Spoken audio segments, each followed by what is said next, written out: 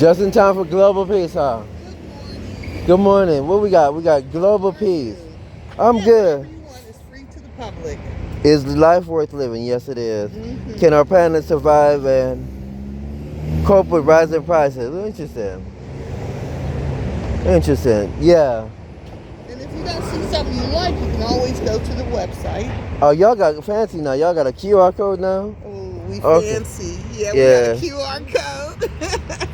Yeah, I'm gonna mess around. Okay. Y'all might. You what? Do you have to be a witness to do the marketing? Like if they call you to do the marketing, like if you got any marketing ideas?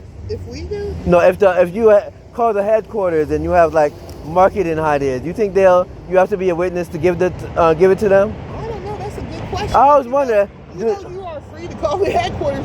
I called it. Go to the About Us section. Okay. And it'll give you the phone numbers or web addresses, email addresses to who to talk to about stuff like that. Okay, yeah, I've called. I always do that, and not in a long time though. But years ago, I used to call and give them ideas. Oh, okay. Yeah, I don't know why I did that, but I got good ideas. I always have good ideas. Okay, well that's good. I love to hear good ideas. Yeah. Yeah. Yeah, we see. Yeah, interesting. I even had an app idea one time. Hold on. Oh wow. Yeah. Yeah. The brothers who run the computer department, their app ideas are awesome. We have so many apps. JW.org, JW.org is the website. JW Library, JW Language, JW Donations. Yeah. I like the thing that reads, the Bible that reads. Oh, you like? Yeah, it's actually. New World Translation? No, the Bible. They have the different translation, and the Bible reads automatically out loud. Yes. But like, it's better than the Bible Gateway. Need to update their stuff because Bible Gateway, it changes. It doesn't read as good. Are you a programmer? An old program. Okay. Yeah. Okay. You're just saying you just don't keep. I use AI stuff now. AI. Yeah. You're into that now? Yeah. Okay, good. Yeah. I'm trying to learn it. All I know is Chat GPT. That's all I know. And some of the Siri and. Okay. Yeah. That's it. But I haven't used Chat GPT a lot. I barely use it. Okay. Yeah. That was the only one I knew about it. And I would just ask questions, but I learned that like this one girl, she used it to help her decorate her craft room. And I said, I never would have thought of that.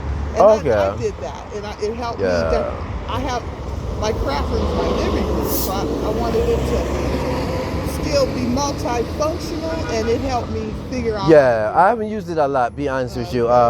Even though I programmed with AI a couple of times, basically. I haven't used ChatGPT a lot.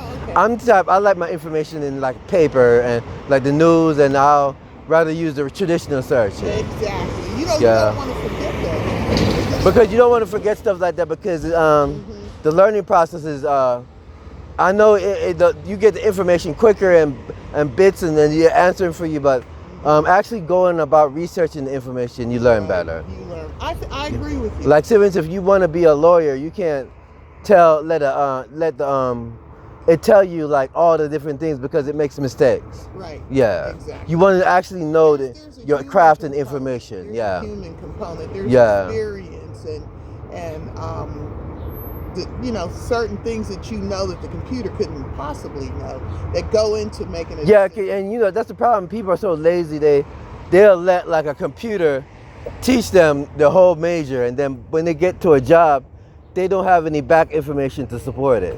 I believe that computers are good machines. They have a place, but they should not replace the human experience. Yeah. We're the ones who should control the machine. Never let the machine dictate to you how you should do it. I think that's dangerous, especially in the areas of architecture and medicine. Ooh, yeah. Medicine, that is, yeah. Oh, that's scary. They created two new viruses with AI, two deadly viruses recently. Isn't that something? Yeah, that's sad. But to think about, why would you waste your resources and time to create two deadly viruses to kill people? That's a good question. And you know what? Go to our website and ask the question, why does God allow suffering or evil? Yeah, I know that stuff already. I read stuff like that. you might have updated stuff. It might have information more updated about. You ask a medicine, you could type in viruses, deadly viruses, creation of, just find out. Here's the reason why. Because the Bible comforts you. It comforts me with the thought that this is only temporary. That Jehovah he's not going to let this last forever because he knows we're in danger. Oh yeah, and that's interesting. Yeah, and that time will come when everything resets or whatever, but whatever they call it. But yeah, it's just peaceful. It'll be safe and peaceful. Can you imagine? Yeah, but I really don't know about what idea. I think I'm going to heaven. Yeah, I think I'm going. That's my personal thing. Yeah. I don't think that I'm going to be around walking with my wife and stuff. You don't think you're going to be part of the meek who inherit the earth? No, I think I'm going to be doing my own thing with God. Yeah, I'll be walking with God like Enoch. I hear you. No, Enoch, you never remember me? Yeah, like Enoch. Oh yeah. Yeah. You ever read the Book of Enoch? Not the Book of Enoch, just about what he has to do. Okay. There's experience in the Bible. Okay, there's like rare books that I don't know if it's true though, but there's weird rare books going on. There's one called the Book of Enoch. Yeah. Anything I read, I compare it to what the Bible. I consider the Bible the master text. Yeah. That's why people should actually not really focus on using AI. They really should sit and read the Bible. I feel like the Bible is the master text. So everything else it said, I compare it to what the Bible said. Because I read a lot. Yeah. I listen. Do you read outside other than the Bible? Be honest. I read lots of Bibles. Not Bibles, but I read lots of books. I read because I'm interested in what other people think. But I compare it to what Jehovah said. What's the newest book you're reading? What was the last thing I read? Oh my goodness. Something interesting that I read not too long ago. Right now I'm reading a lot about people and their experiences with agriculture. Interesting. Yeah. Okay, yeah. Yeah. So how to grow this, how to grow that, how different soils. The last thing I came close to reading was something called, some old book I found in a church called Microfinance. Microfinance? When you help finance farmers with low cost insurance so they can get the ox and their things and build up. I've read it and right.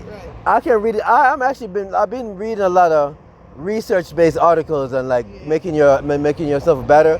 But the problem is I like to read the books. A lot of those articles are based off the research in the books. Exactly. Yeah, but I can't afford the book, so I just have to deal with the articles for now.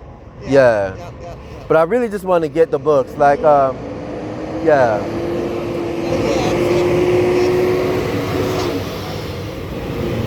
This is such a noisy. Yeah. Yeah, there's so much out there, but I like to, there's always a standard. Everyone has to figure out what their standard is, so that I can have a firm foundation, because there's just so much out there, and it can be so. There's information overload. You got to limit all the information you take in. I do not hang on social media for hours.